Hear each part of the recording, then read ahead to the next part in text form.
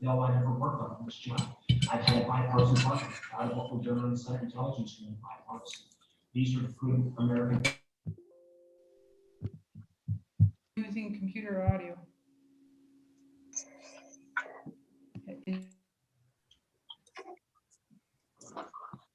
Well, should we give it a start, Ben? Or That would be you're still fine. seeing people?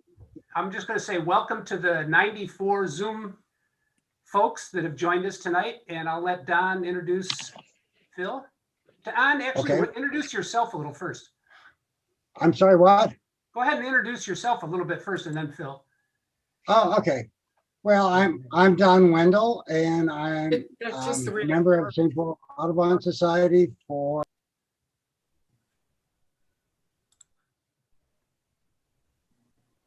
some 30 years, and I'm on the speaker committee. I'm going to introduce Phil Hartley, whose presentation is on the hidden gems of the North Shore. No doubt you're all snuggled in nicely in your homes this cold evening, paying attention to the weather and to the guidance. And because of that, no doubt you're also dreaming of days ahead when you can get out and roam around. I know I am.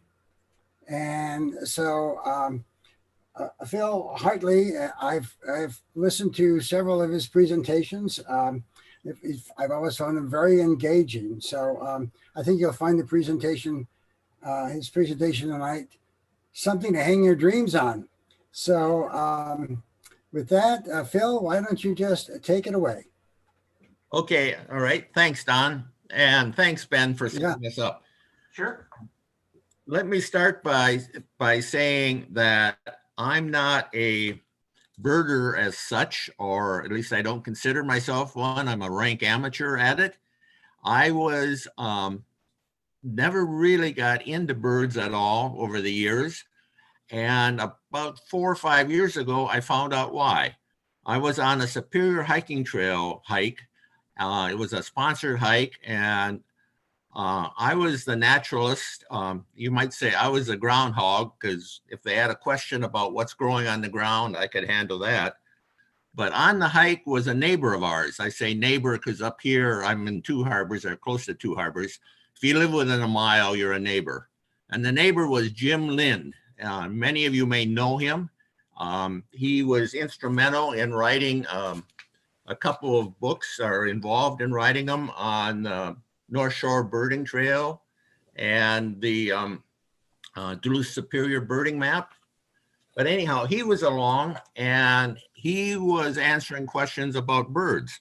And we were all standing around in the parking lot, and someone asked him, "What's that bird?" I didn't hear a thing. And he didn't hear it either. And someone said, "There it goes again." And he says, "Just a minute." And so he pulls out a little thing, puts his hearing aids in, and then says, "Oh, well, that's a whatever it was." And of course, I still hadn't heard a thing, but the light bulb went on. So the next week, I made an appointment, and I went in and got a couple of these. And what a difference. The hearing aids, all of a sudden, I could hear birds I'd never heard before. And so long story short is, from a birding's perspective, I've got a lot of catching up to do, and I'm still working on it. And it's a lot of fun. I really enjoy it, but I've got so much to learn.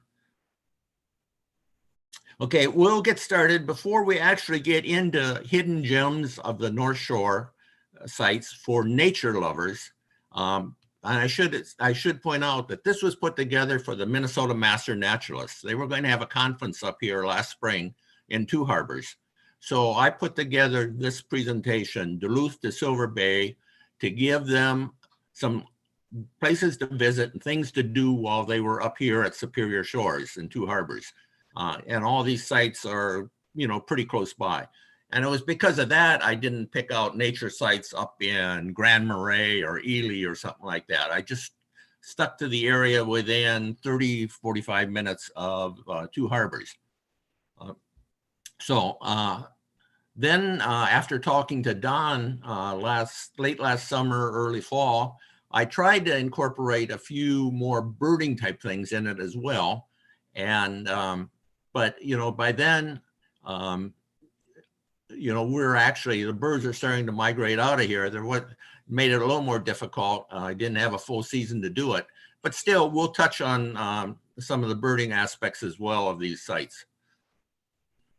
Now, before I get into that,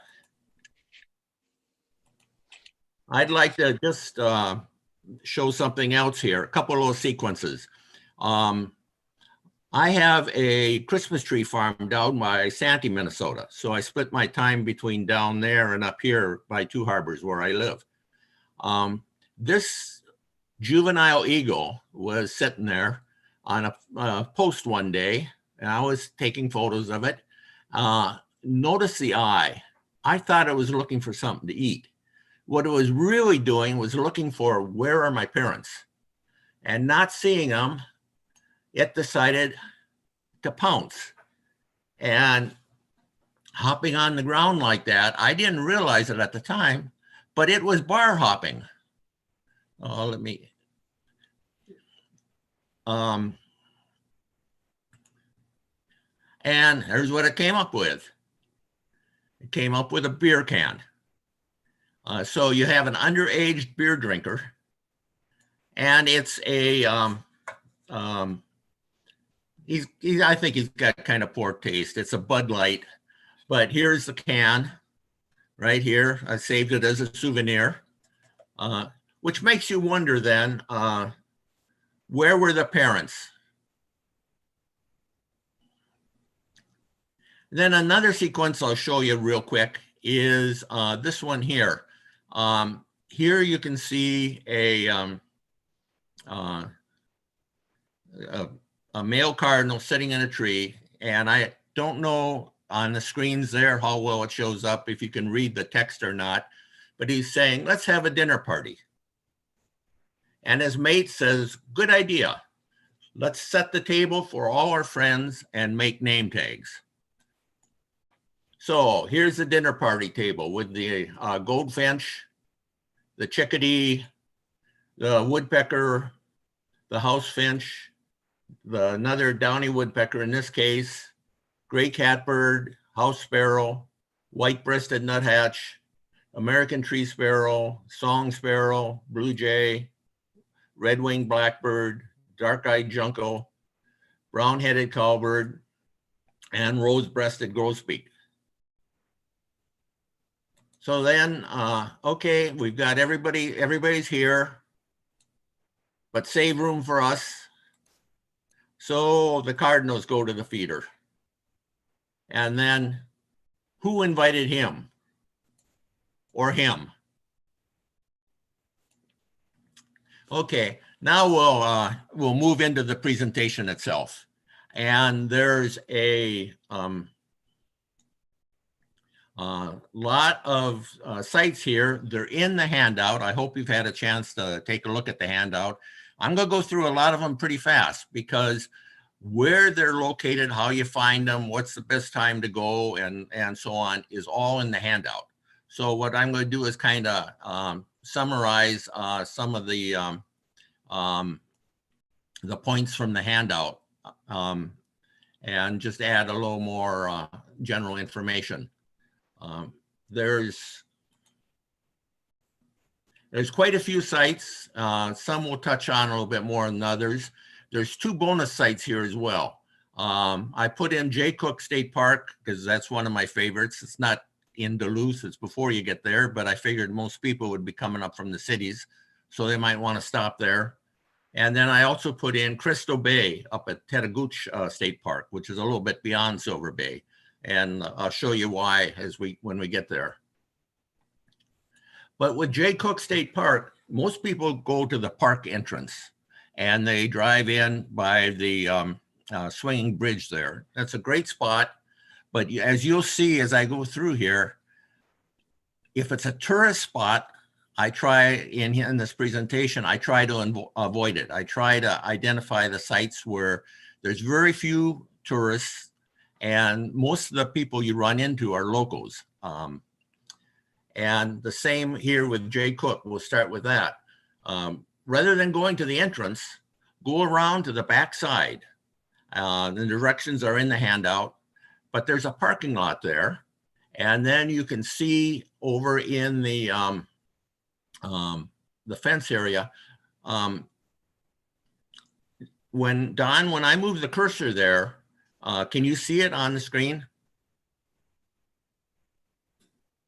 Oh, I guess you're muted. You can. Yeah, I Okay. can see it fine. Okay. So back there, that's the park. This is outside the park. You don't even need a state park sticker. It's a parking lot on state land there. But if you're into wildflowers, I found this to be the best place to be. It's great in the fall like this because you got beautiful hardwoods, but in the spring, it just comes alive with flowers in there. As far as I'm concerned, it's the single best place on the North Shore if you're a wildflower lover. The whole woods becomes a carpet of wildflowers.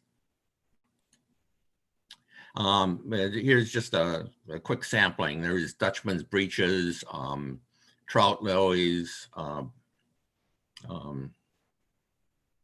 What's the next one? Oh, I can't think of what it is offhand. But then there's spring beauties and hepatica. So anyhow, that's a great place to go. Generally, you have it all to yourself. And there may be one or two other cars there in that parking lot. That's max. Then getting into Duluth itself, off of Highway 23 at the west end of Duluth. I should put this picture in here because there's no signs. There's nothing that marks this. It's just a small parking lot off the road. This is Beck's Road in Duluth. And you have to look for a parking lot with a couple of rocks that have been painted up by the kids and a low boardwalk. Then you know you're in the right place. But this takes you up to the DWP, Duluth and Western Pacific Railroad Tunnel. And the boardwalk itself is pretty until you have to start climbing. The climb's not for the faint of heart, but it takes you up to the road, the railroad roadbed. And there is a tunnel up there that was built in 2011. It's a 500-foot tunnel. It's just abandoned. Above the tunnel, up on top here, you'll oftentimes see kids from UMD there rappelling up and down the cliff because there's quite a cliff above here. This is some of my family members there one day when we were there. They were going into the tunnel. There we're just about out of it the other end, 500 feet again, looking back into the tunnel. So this is a great place. Again, there's some locals there. You'll hardly ever see any what you'd call tourists, because the place is just not described really in any of the literature up there. But it's a fun place to visit. And when you come out of the tunnel, you can walk on the old roadbed at quite a few miles. Actually, you can walk all the way down to Spirit Mountain, the bottom of the ski resort. A couple of the trestles are out and you got to go down creek beds and up the other side, but still it's a fun walk. And I've never done it expressly for birding, but I would think, I don't know why it wouldn't be a good area, especially in the spring as the warblers are going through. The next one is the Magny-Snively Trail area. This is actually just off of the Skyline Drive past Spirit Mountain. And this is just a great spot.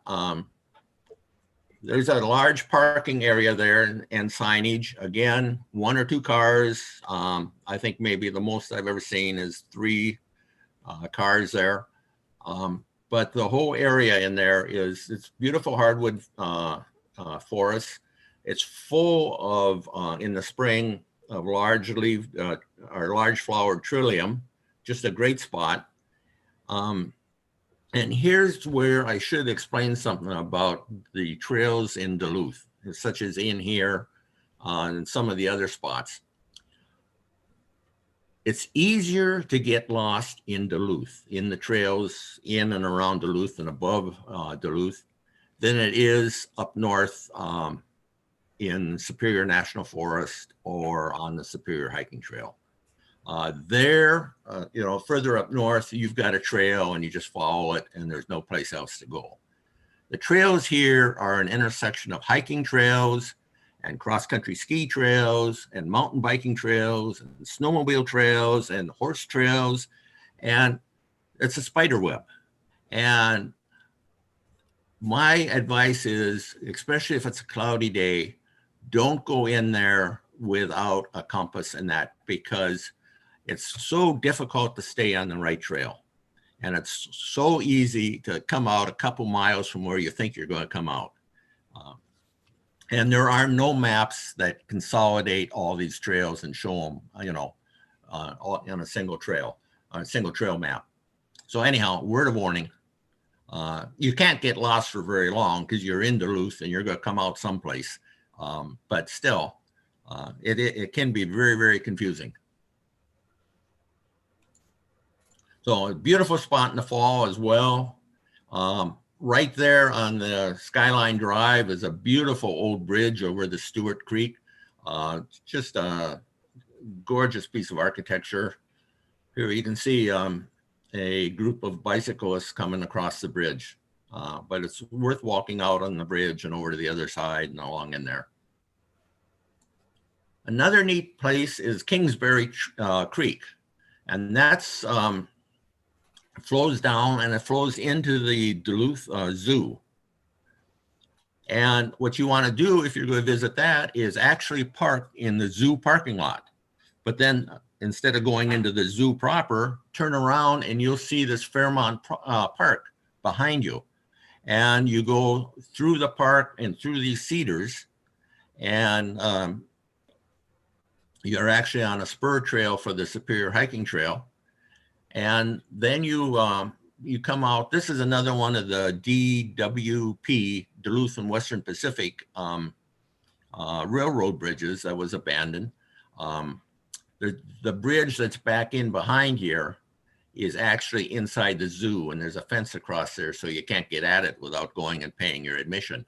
But this area up here is just a great area. The creek is flowing through, and just nice big areas where you can relax and picnic and sun yourself on the rocks.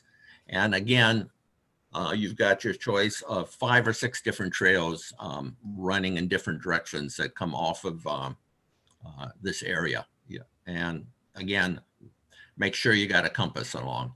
But it's a beautiful area, and it's directly behind or above, if you will, the Duluth Zoo. Now here's one I'm sure a lot of you are familiar with. That's the Western Waterfront Trail, running along the St. Louis estuary in Western Duluth.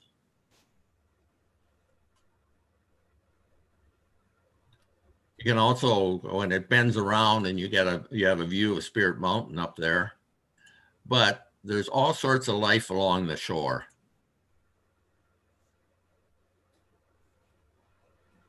And there's more than just the critters. My wife, Helen, and I were there this fall. Here's a great blue heron, Tennessee warblers out on lily pads, yellow warblers migrating through. So that's a great spot. That's in the book. It's also in both of these books I mentioned earlier, that are put out by the Audubon Society on Duluth birding. Minnesota Point, which is out across the lift bridge, is another great area. Most people hit the beaches up by the swimming pool, and this is past that. And you go out to the very end of where you can drive and park there. You're right next to that airport out there. And as you walk in about, a third of a mile or so, you come to an SNA in there with beautiful stand of old white pine. So a nice trail going through there. This is my favorite, since I got a tree farm, I'm a tree lover, obviously. And this white pine in there is just really impressive. Yeah. Now, when you're out on Minnesota Point, you've got a couple of options. One, you can walk along the beach. You can go quite a few, couple of miles along there. There's a couple places where you have to either duck inland or wade out in the water to get around things. But beach walking is really nice. You have the ruins of an old lighthouse back in there. This lighthouse was right on the tip when it was built in 1850, somewhere in the 1850s. And now it's a couple hundred yards inland and about a third to a half of a mile from the tip. So that's how much the whole point has filled in over the last 150 or so years.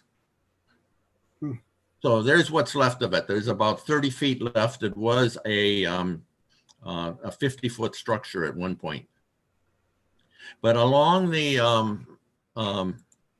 shoreline, then you're likely to see plovers and other shorebirds all along there.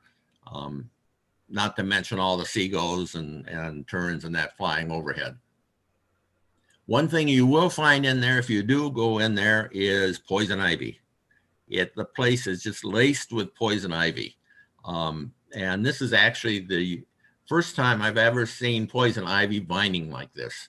But it is considered a vine. I've never really seen it vine, but in there, it's vining. It's everywhere. Now, one thing to do when you go to Minnesota Point, be sure and keep your eye open by the parking areas and look over into the St. Louis River there, the bay side of it, because you see lots of different things just offshore there in the bay. Here's some of them. Ferns, godwits, ribs. And this is one of my favorite photos, red-breasted merganser trying to impress the ladies. Okay, then let's go to the downtown area of Duluth, the Rose Garden. And I put this in just for contrast. Anybody visiting Duluth should go to the Rose Gardens, but it's not a nature site and it's full of tourists. And if you want a park-like setting, that's not the place to go. The place to go is called Egner Gardens, and it's up on the hill on the way to Miller Hill Mall. And there you'll find a mix of mostly locals. You see a few tourists, but it's mostly the locals that are up there. Now I show 3 arrows there, one to the right, one going straight ahead, and one off to the left. If you go to the right, there's a big gazebo or pergola type complex overlooking the lake. You climb up some steps to get up to the top, and you can see in the distance there, you can see the lift bridge. Since you're birders, you're going to have binoculars along, and so you can pull in some good views of the harbor down there from up there. Nice vantage point. If you go up the center, well, that takes you back to the Japanese garden that's back in there. And it's got quite a history. It's very, very peaceful. They did a great job. It's just a nice place to go and enjoy the solitude. You'll hear some birds up there too.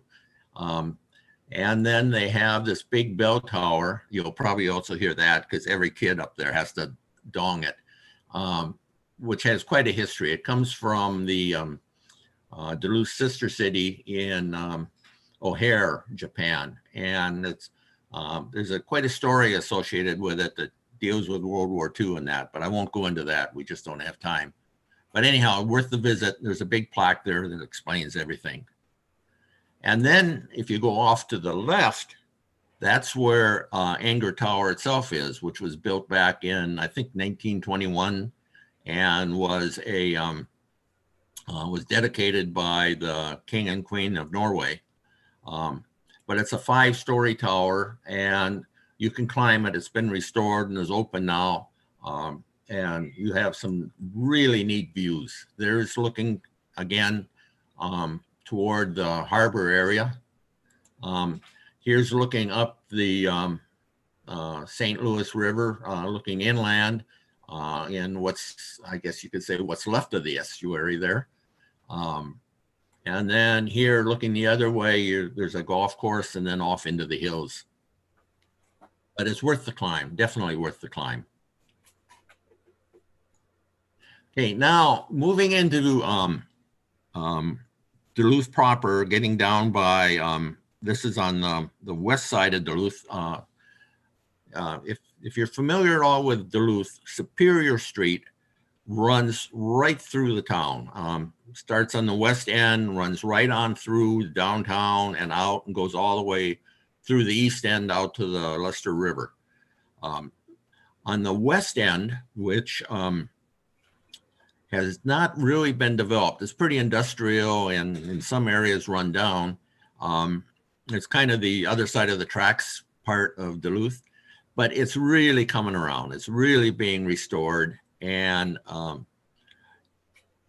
you'll find, and this is, I know this is me personally and a lot of other people too, during the summer, we rarely go down to the canal. There's too many tourists. But if you go to the west end of Duluth around 19th Avenue West and 20th, somewhere in that vicinity, you will find several restaurants. You'll find a couple of brew houses. You'll find some boutiques that are opening. You'll find at least 2 wine bars. It's an ice cream shop. It's really a neat area. And that's where you'll find the locals. Like I say, we avoid the canal area during the summer, and we're now heading for West Duluth. And right in that area is Lincoln Park. It's Miller Creek coming down from the Miller Creek Mall up there. There's some kids in a swimming hole. It's a beautiful little park in there.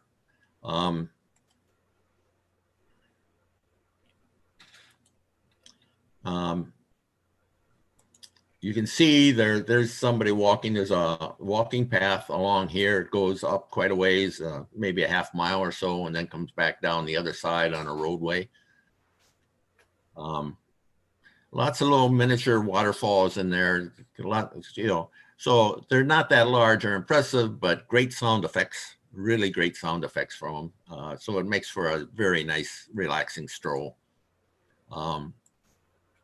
And at the end, there is more of a waterfall there, and you can see right up here, there's a bridge, walk bridge going across. So you can go across and come back down the other side.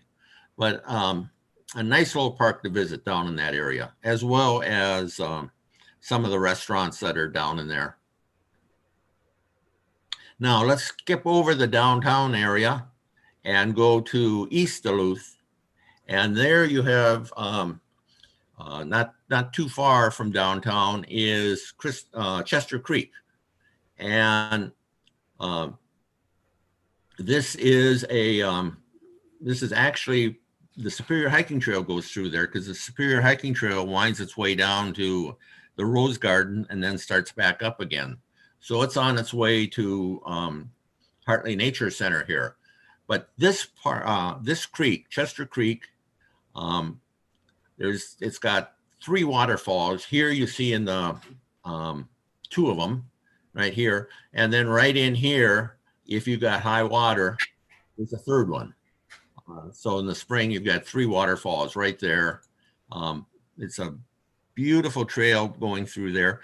I should say that this creek, Chester Creek in here, and Tisher Creek this is the next one coming up, are both hiking trails where if you get down in there, you will never know that you're in Duluth. You will totally think you're in a state park further up the North Shore. So here's the trail. It reminds me of the song, "You take the high road, and I'll take the low road." Again, along there, there's a couple of places where you can cross over the creek and come back down the other side. Waterfalls in there in different places. But just, again, you get down in there, you'll never know you're in Duluth. You don't hear anything or see anything either. And further up is Tisher Creek. This is the one that actually flows down by the Glensheen Mansion. And there's a little park there called Condon Park.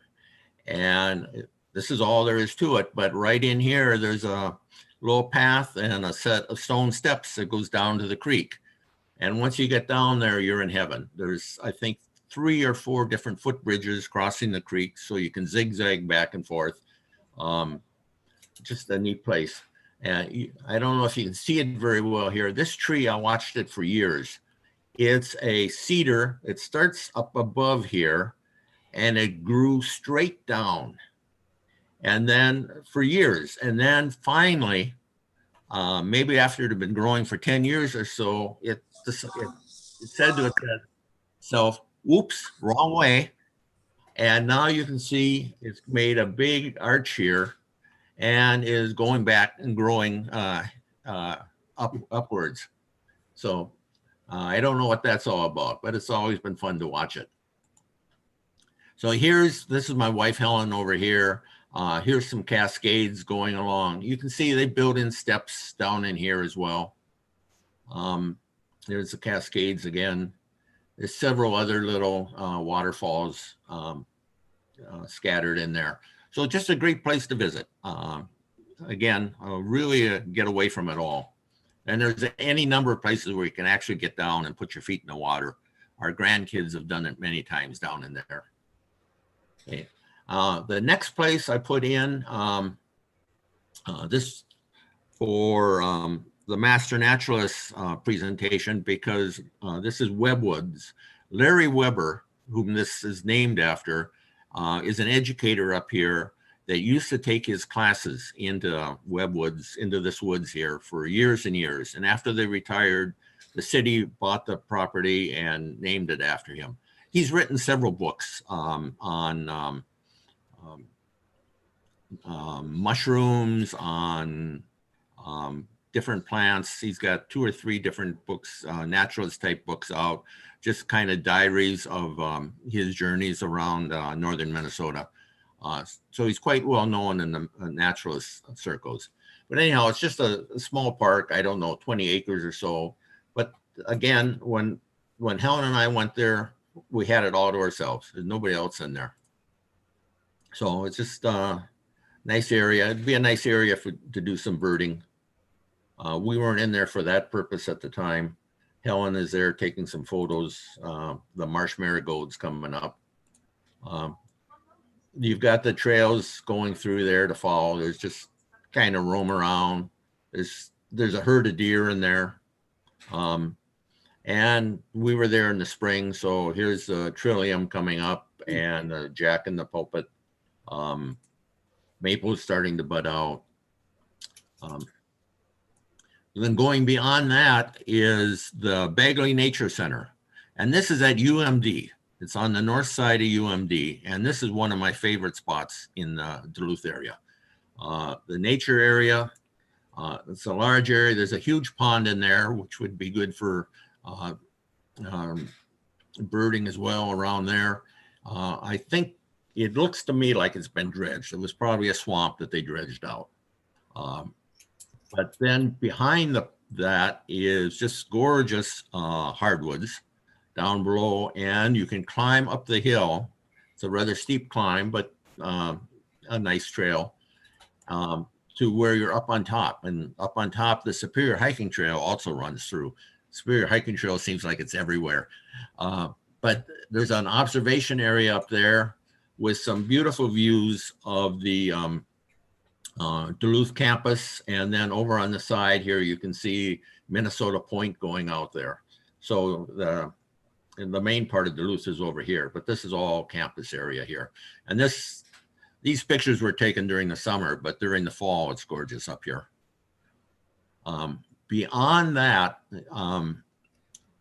beyond the Bagley Nature Center, if you go a couple more miles further inland, you come to the Hartley Nature Center.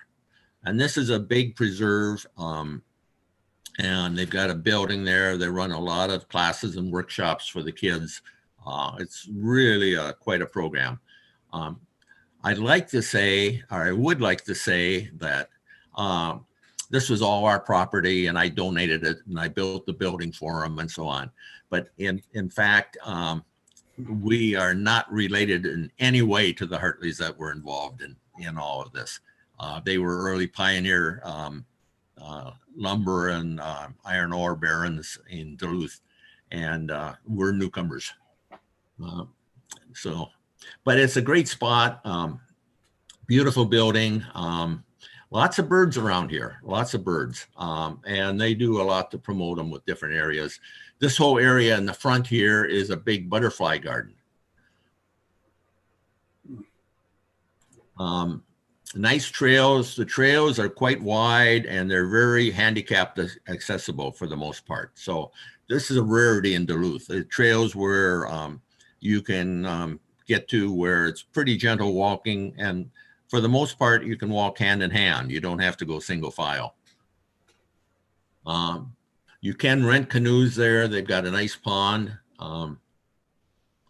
And we were there one winter, and the rime ice was just spectacular. Those spikes were, a lot of them were 1.5 inches, just absolutely gorgeous. So it's both Bagley and Hartley are two spots I would definitely recommend if you're looking for nature sites in Duluth. And then, of course, there's Hawk Ridge. I don't have to tell you about this. I'm sure you're all, or most of you are quite familiar with it. It's the place to go in September and October, early October anyway. So naturally what I'm going to say is stay away from there in September and October. Go there in spring and go there in the summer. If you go there in the spring, or the summer rather, this is what it looks like. You notice there's no cars, there's no nothing there. I've got it all to myself. If you've been there during September and the early part of October, you know you can hardly get through here. There's just so many cars around and so many people. It becomes a big traffic jam up there. But the rest of the year, you can have it all to yourself. And you still have the beautiful views. You have those all year round. Incidentally, they close that road. It's part of the Skyline Drive. They close it in the winter. If you want to get in there during the winter, you have to snowshoe or cross-country ski up there. The road closes about 1 mile south of the ridge itself, the top of the ridge.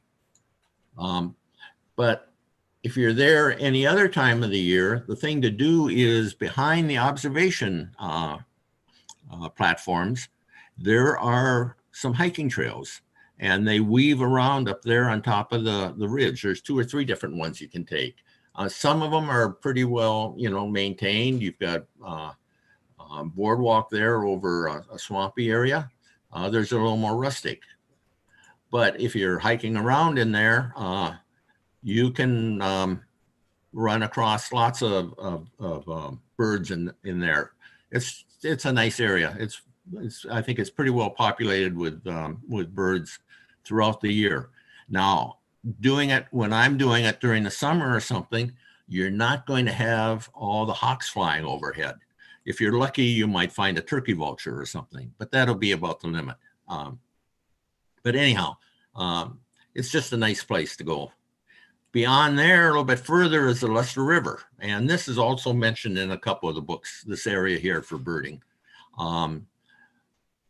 To go there, well, here's a view of just below the Luster River Park there. This is below the railroad trestle, and the tourist trains stop on the railroad trestle. And that's where they actually then start to back up, the short ones that don't go all the way to Two Harbors. So the local kids love to put on a performance for the passengers on the train. They're up there just diving and jumping. There's a rope swing over here. I don't know how they get a hold of it, but they must have some way of catching it. And there is a family of belted kingfishers that live in there. I've seen them several times. Now, if you go to into the park itself, you walk in over this stone bridge where I've got the arrows here. I'm just indicating that there are hiking trails going on both sides of the river. And they're just very nice hiking trails running up the river itself. You can get access to it in a number of places. You got a lot of little miniature waterfalls in different places. You've got at least one good-sized waterfall. I think there's either 6 or 7 waterfalls in this stretch. There's one of the bigger ones. And then you come to a bridge over the river and you can come back down the other side. Or what a lot of people don't realize, the trail up to this point is pretty well maintained. But beyond this point, there's a footpath that goes up along the river further and an old bridge up there that allows you to cross and come back on the footpath. So you don't have to stop just at this one. You can go upstream quite a ways. Adjacent to it, the Lester River, actually flowing into it, right underneath the railroad trestle that we were talking about earlier, is Amity Creek. And that's accessed by simply from that bridge where we were going upstream, just simply walk across the park through the playground and you come to the creek on the other side. And if you walk up the creek a ways, you'll come to a waterfall with a little gazebo there. And there's a bridge over the gazebo. You can go down. It's easy to get on the rocks below the waterfall and go down and explore and wade or swim or whatever. It's a gorgeous spot. In general, like here, and I can show you in a couple other places, if there may be a lot of tourists, but they're around the parking areas and so on. If you're willing to walk a half a mile, you pretty much have a lot of this stuff to yourself. And this is an example. For the most of the time, you can be down on these rocks. There's nobody else around. And then crisscrossing across Amity Creek is the Seven Bridges Road. You've got all these beautiful stone bridges that were built back in around the turn of last century. Going there, and this is actually then turns into Skyline Drive, and if you followed these bridges on up, you'd wind up back up at Hawk Ridge again. So again, there's a number of places there where you can park. You can get down along the rivers themselves, or the creek itself. Now, moving out of Duluth and up toward Two Harbors, about 5 miles out of town is this Lake County Demonstration Forest. And this is just a nice spot. I've never really tried to bird it. I take my grandkids there a number of times just to go hiking in the woods and that, but it's a beautiful little spot. The directions again are in the handout.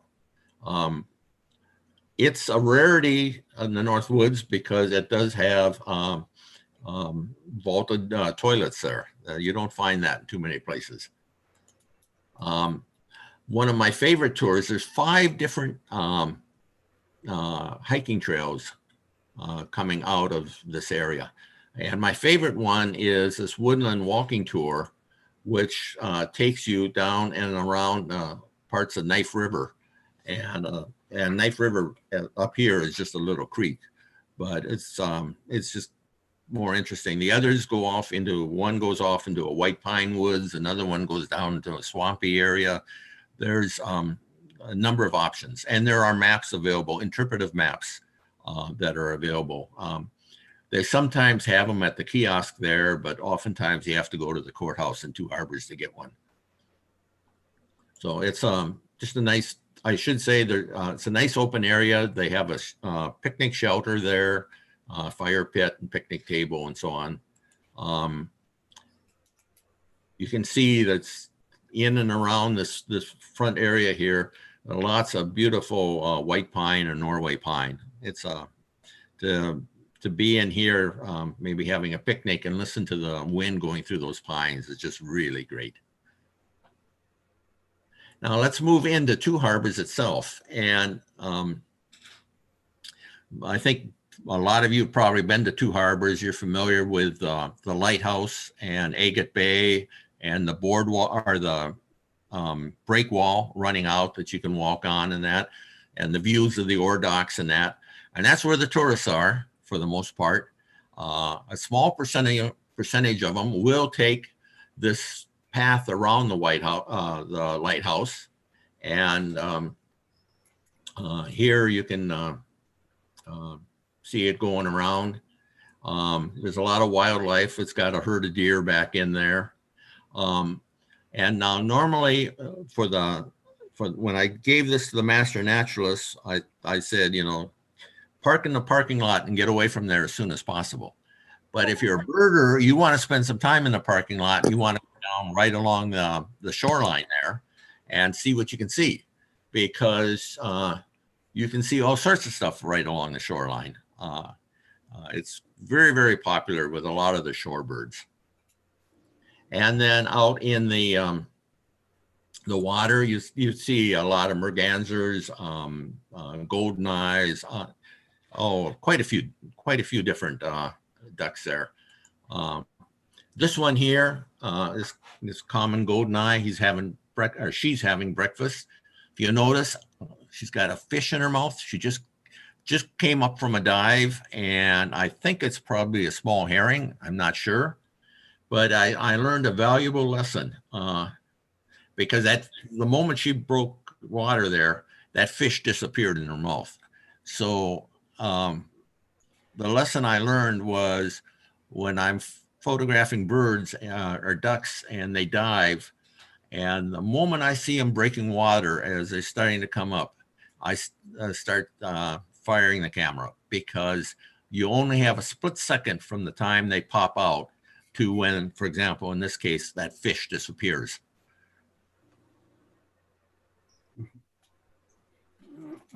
Anyhow, going around, continuing around the walk behind the lighthouse, you've got lots of access to the basalt lava flows, the 1.1 billion year old lava flows there. It's a great place. If you got grandkids along, they'll just love it out there.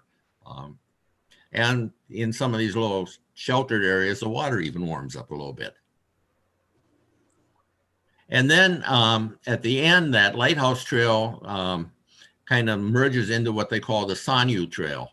And this is quite popular with birders, this particular trail here running along. It's all blacktop and goes down to the Burlington Bay campground. Two Harbors gets its name because it's got two harbors. One is Agate Bay, the other where the lighthouse is, and the other is Burlington Bay where the campground is. And what a lot of people don't realize, though, from again getting back to the nature end of it, is while this trail walking along here is fairly popular, there's another trail that's just right along the lake itself. I shouldn't say trail, footpath along the lake itself. And you want to get over on that because you get access to a number of little pebble beaches all along here. So again, there's many times I've had the grandkids down there and we've had it all to ourselves.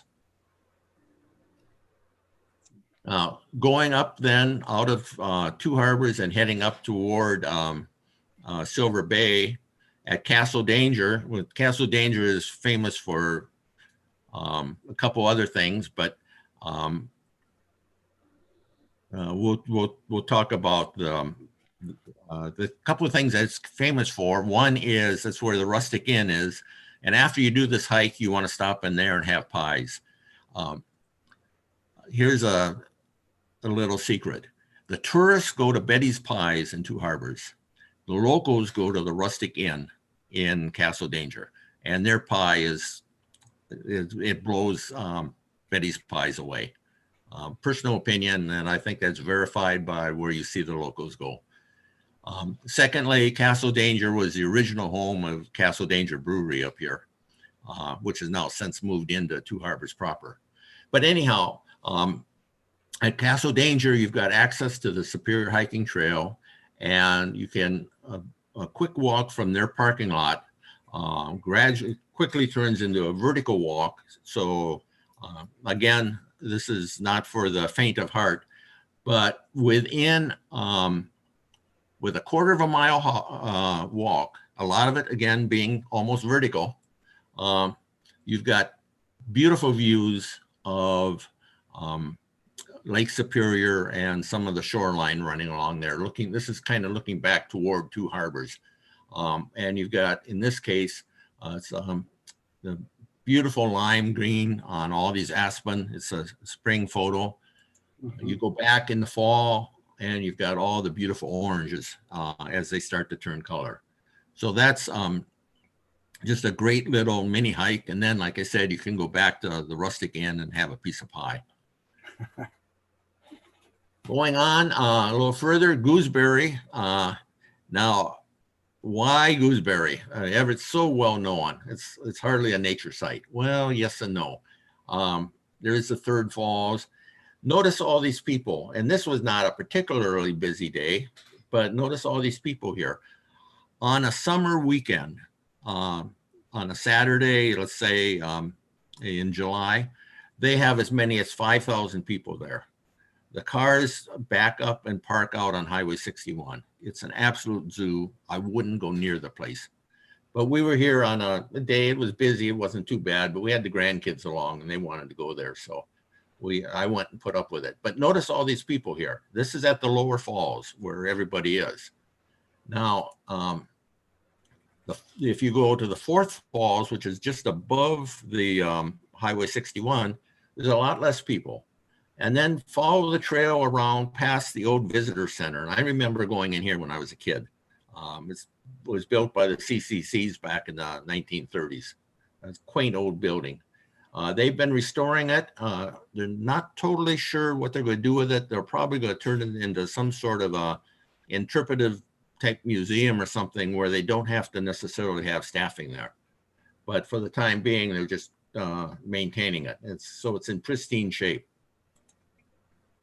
But behind there, behind that old visitor center, are some steps and some well-built state park paths and through any swampy areas. And then it goes out along the river, the Gooseberry River, and you've got all sorts of access, direct access to the river. These are our grandkids down in here. We've got a lot of geological features such as these little potholes or kettles. And then as you go up a little ways further, you come to what they call the Fifth Falls. Now, the first thing to notice about this is we're thinking back at that other photo with all the people down below. Here are two people and their dog, and they're fishing. That's all that's up there. And this is a half a mile from the Highway 61 bridge. So a half a mile gives it all to yourself. There is another view of it a little closer up, and you can see there's a footbridge there. You can cross over and go back down the other side. Well worth it. And you, like I say, you get away, you leave pretty much everybody behind by heading up to the Fifth Falls.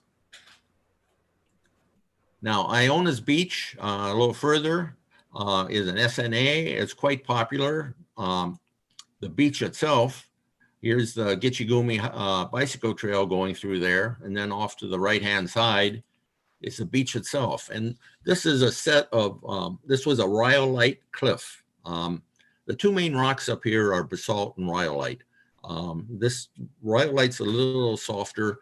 This cliff, the lake wore it down, but the rocks in here are trapped because of just the geology here. So they've been worn smooth, and it's a huge beach, and it's quite popular. People like to go there and see how many they can skip back out into the lake and things like that. But if you turn around and go back the other way, out toward the lake, you'll find there's some pebble beaches there. Again, you can have them all to yourself. Very few people go there, but there is a footpath running along there.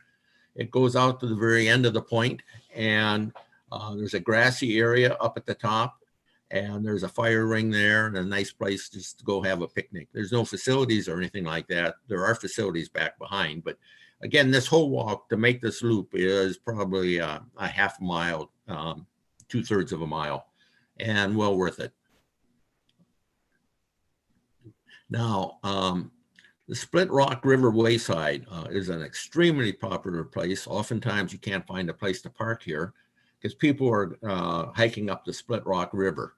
And it's a gorgeous river. And if you've never been up there, you want to do it because there's 9 waterfalls on the way up to where the turnaround point. There's a bridge up there, Superior Hiking Trail Bridge, that a couple years ago washed out. They haven't rebuilt it yet. So you have to turn around and come back down the same side, or later in the summer, you can easily wade the river and come back down the other side. But it's also very, very popular and actually almost crowded during the summer.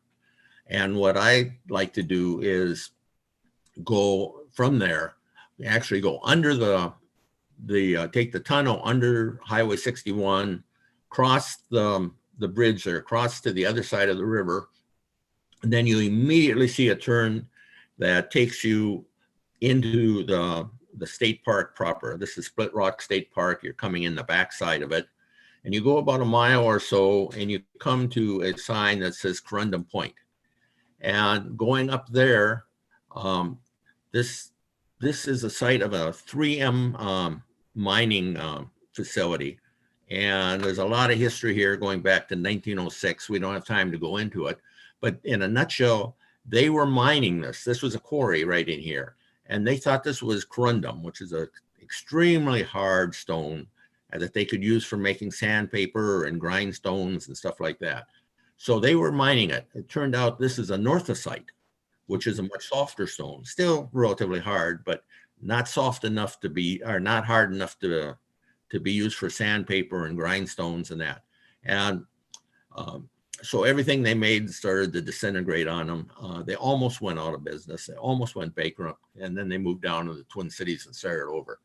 But anyhow, if you look at, here's a piece of a northosite, the face of a cliff, and a piece fell off, flaked off. So you can see this is all weathered all the way around here.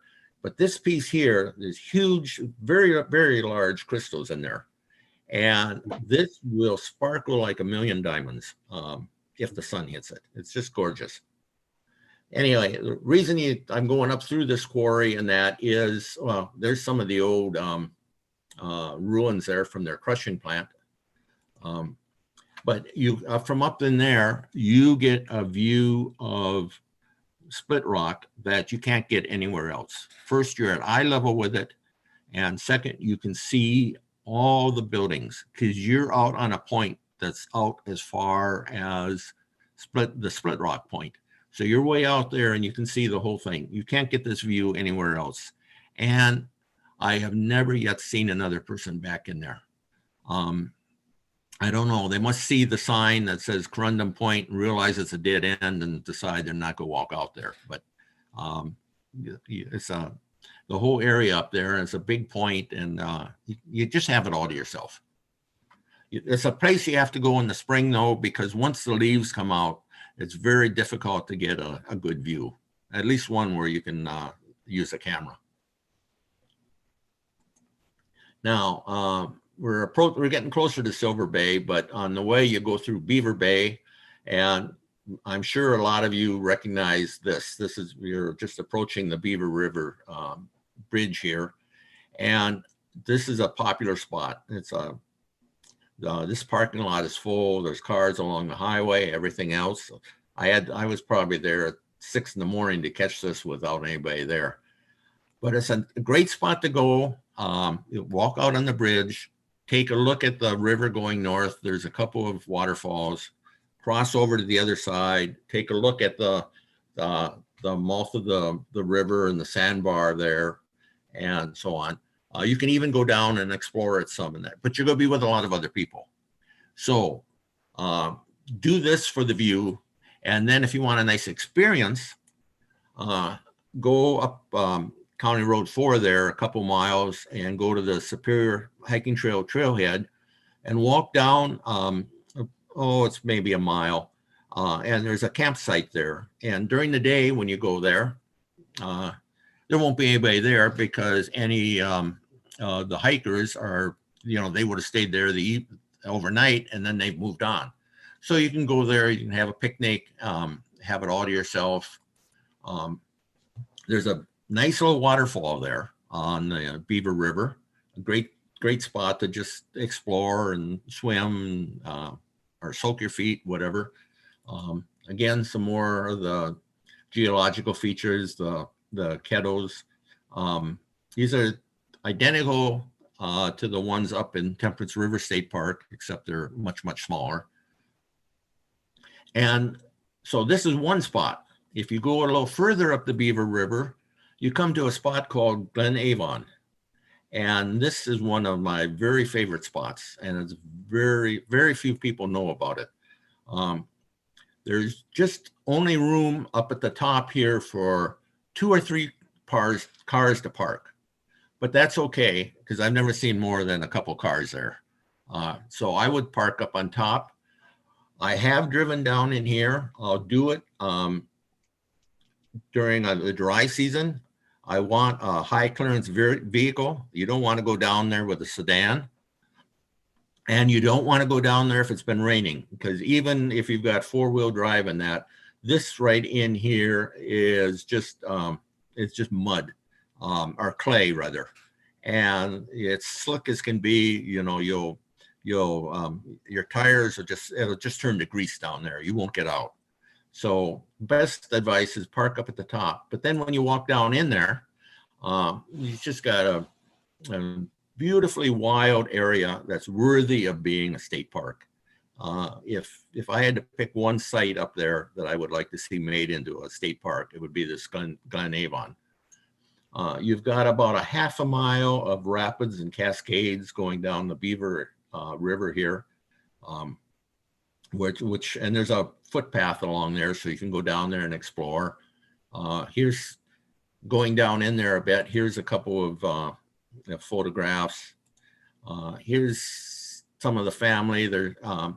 The nice thing about it is in the spring, it's solid water. It's a wall of water. But during the summer, when the water's gone down, there's a lot of structure. You can go rock hopping, and so you can actually cross the stream in different places with jumping and so on. So you can have a lot of fun down in there. Anyhow, we take the family and go there quite often. There's some geological features. This is a rhyolite. They call this a dike that's came up through the rock. There's basalt on each side, but it forced its way up before the basalt was totally cool. And now this is looking upstream from that parking area there. And this, it seems like you should be in a canoe. You should be thinking, is that portage to the next lake up this little channel here, or is it down a little further? I mean, this is right out of the Boundary Waters. It's such an ideal spot in there. Now, one last spot, we're at Silver Bay proper, is Black Beach. This I've almost pulled out of here because it's no longer a hidden gem. They've put in a big campground there at Silver Bay right next to this. So if you want to go there, I'd say go early in the morning, certainly during the week, not on the weekends. It's just packed now on weekends. But you have a nice pebble beach. There's 2 beaches there. One's a pebble beach. And then if you drive a little further, there's another parking lot, and this is Black Beach. All this fine black sand here is actually taconite tailings from when they used to be dumped back into the lake back in the 1960s. And they've washed up in here. This big rock has caught them, and they're kind of trapped. So again, it's a nice spot. We like to go there. Kids like to go there and wade and play around and that, but not on weekends during the summer when the campground is in full swing. Now, I said I had a bonus site at the end. We're finally there. And if you go up to Tetagooch State Park, which is just 4 miles beyond Silver Bay, go past that beautiful visitor center they just built, and go up to where the road, Highway 1 goes off to go up to Ely. And then cross the bridge, and you can see I parked there. There's a wide area on the other side of the bridge. And then there's 2 footpaths, one going down, one going up. Now, this is all part of the state park. It's all part of Tetagooch. And you're welcome to go in there and roam around as much as you want. They just don't have the financial resources to develop this side. So they haven't put in regular, trails and things like that. But if you follow this one down, you've got a beautiful beach, Pebble Beach down in there that's, maybe 200 to 300 yards long. And it's just a nice spot down in there. Nice spot to go agate hunting, although you're not supposed to take agates, pick up agates in the state park. Now, if you go the other way, you saw the upward arrow. It takes you up with some beautiful overlooks, looking over the area. This area right down in here, that's that beach I was talking about. It's down in here, the Pebble Beach. Looking out a little further, you're looking at the backside of Shovel Point, and right there is where the viewing platforms and that are at the very end of Shovel Point. If you turn and you look the other way, looking up towards Schroeder and Tofty, you can see the Sawtooth Mountains running along there. And again, just nice shoreline views. And the whole area, you're free to roam as much as you want. It's rare. Once in a while, I'll see another car parked there and in there. There's enough people in there that there's some footpaths, but it's certainly not a well-known tourist spot. So anyhow, that basically concludes the presentation. I had just a couple other things to show you real quick. Much as I like the North Shore and all these spots, I've got another favorite spot, and it's inland. It's northwest of Duluth. And on the way over there, I sometimes stop at the Canosia Wildlife Refuge, north of Duluth there. And there's a big osprey nest there. There's the female in there, the male's coming in, and you can guess what's going on. And there he's taking off again, and then he comes back down, and now they're just a little, I guess you'd call it pillow talk going on. But what's interesting is there's all this is done with a bunch of gawkers, because there's also a heron rookery there. And so there's quite a few herons. This is earlier in the season. They're still waiting for the females to show up. So they're standing by the nest. But then this is on my way over to one of my favorite spots that's off the North Shore, one that I think a lot of you know about. I've been there 3 times so far this year, and it's Zach-Zim Bog. So when do you go to Zach-Zim Bog? Well, you go there during the winter. That's the most popular time of the year. And you go there to see the owls, the great grays and the barred and the boreals and the northern hawk owls. You also go there to see the woodpeckers, the black-backed and the three-toed woodpeckers. They're a real popular find this time of the year. But you also go there in the spring. Spring is a beautiful time over there, and you go there to see the warblers. This is only just a few of the warblers there. They're on. This is kind of a little more difficult for people down in the Twin Cities unless you stay overnight. But they have what they call Warbler Wednesdays in May, and it's usually Sparky and then Clinton Ninehouse that lead them, and start at 6 a.m. in the morning, 6 to 10. And it's just a fun time to go out and spot all the different warblers. But also go there in the summer.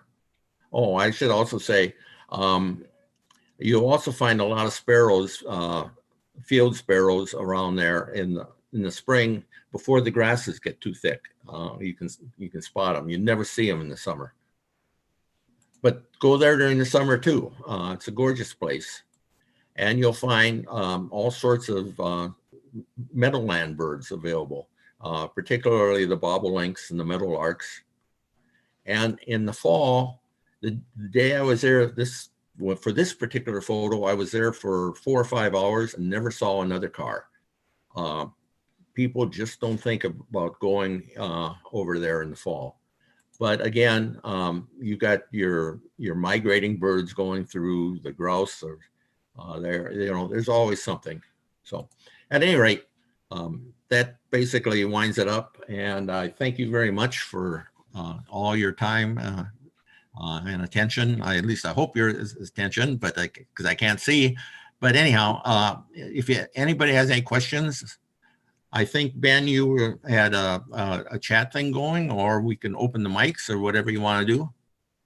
Yeah, there's a couple of questions. Ben, I don't know if are you there, Ben? Yeah, okay, I'll see if I can find the questions here.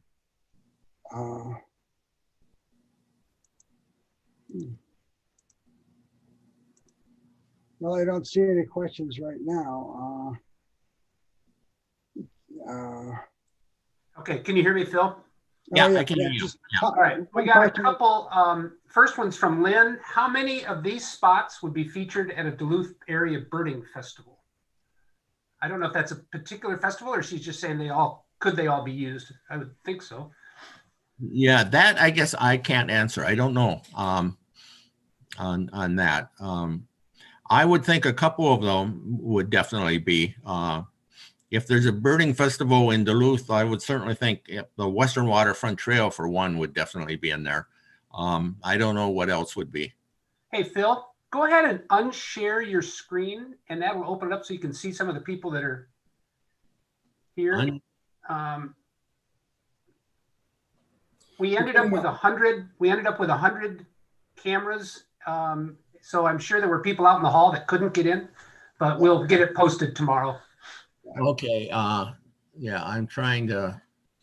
Let's see if I can. Yeah. Okay, there we go. Yeah. So yeah, you got. Hi, folks. Yeah. Hello. Yeah. Yeah. And this goes on. Ellen there, and I'm not sure who's with you, but pour me a glass too.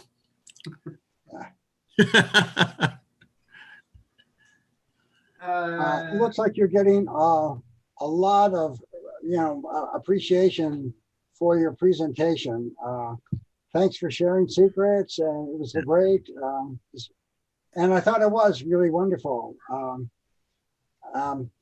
There's a question that just came in about anything to see at Zach Zim in March. Early March is not too bad. I think it's not open this year because of COVID, but normally the visitor center is open till like about March 10th or so. And after that, things, the northern birds have pretty much moved out. I'd be leery about going there toward the end of March and into April, because once the thaw starts, those roads are just horrendous, just terrible. Someone else asked about, I see the one about the Northern Lights. There's a couple of spots. What you need is a lake where there's a dock or a parking area, you know, access basically on the south side, so you can look to the north. And near two harbors, there's Stewart Lake.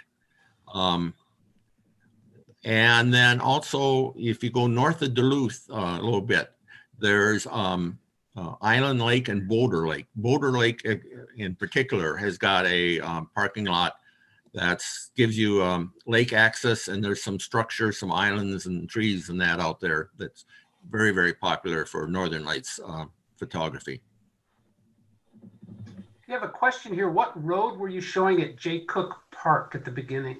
I don't know what. Oh, okay, yeah, that's described in the handout. I really recommend people go to follow that link and take a look at the handout.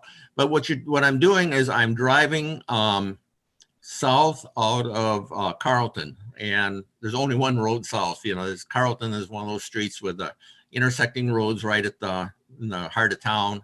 And if you turn south, I think it's County Road 1, but you go south about 1.5 miles or so, and the very first road to your left, Lamar Road, will take you back into that parking area in the back end of J. Cook State Park. Where is Sax-Zim Bog, please? You go up Highway 53 from Duluth, or from a lot of people, if they're coming from the cities, would take the exit and go through Croquet and up to intersect with 53. And you go about from that intersection, I think it's 33 and 53, you go about another, say 12 miles, 15 miles, and you'll see a sign that says Meadowlands. And I think the highway going over there is 133. But anyhow, you turn and you head toward Meadowlands. And just as you're approaching Meadowlands, as you're coming into town, there's a road going off to the north. And that'll take you basically right on up to the visitor center. And the bog is not just one area. There's, somebody just pointed out at zagzimbog.org, you can download a map. But it's an area. It's not just a specific spot other than the visitor center. And you just check in there to see where people have been sighting birds and stuff, and then go from there. Thank you. That was terrific, Phil. I think that's it then, Ben. Yeah. I think we're good. Yeah, thank you very much, Phil. Okay, all right, yeah, thank you now. I'll talk to Don. We've got an honorarium coming to you for speaking, and I will donate it to the bog. Okay, perfect. I was gonna say you could buy film, but okay. All right, to the Sax-Zim, that'd be great. We'll make sure that happens. Well, thanks again, everyone. Yeah, thank you, Phil. Thank you Stay very warm, much. stay safe. Okay, yeah, you too. Bye now. Bye.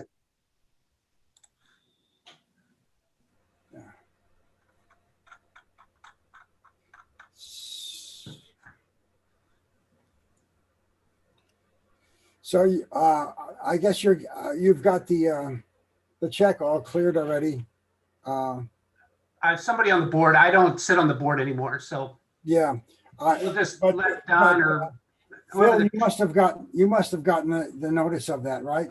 You sent, I think Phil's gone. oh, he's gone. Okay. Yep. Yep. Okay. Well, I'm going to turn out the lights when everybody's gone. okay, right, fine. That was quite a presentation. Don, thank you for pulling that together. That was a great presentation. Yeah, we had a lot of people there. It was really a surprise that We're going to hear about it tomorrow, that people that showed up at 2 minutes after 7 couldn't get in. That's the first time that's ever happened. Wow. Yeah. I didn't know that. No, Yeah. this is 83, 82 was our top ever. So we hit 100, not knowing how many were knocking at the door. So I think it was the right presentation for the right time, Yes. because of course with COVID, people want to get out and they don't want to get out with a lot of other people, Yep. So I think this really helped out as well. So, Yep. And to show, South American birds is cute, but you can't travel, so it's not real. So this is Yeah, very right. real. This is, that's right. Yeah, it's very real. Yeah. Okay, Ben, thank you. Thank you. for handling all of this. I'm glad you're there because this kind of stuff makes me really nervous. no problem. All right. Okay. Take Have a care. good evening. Take care.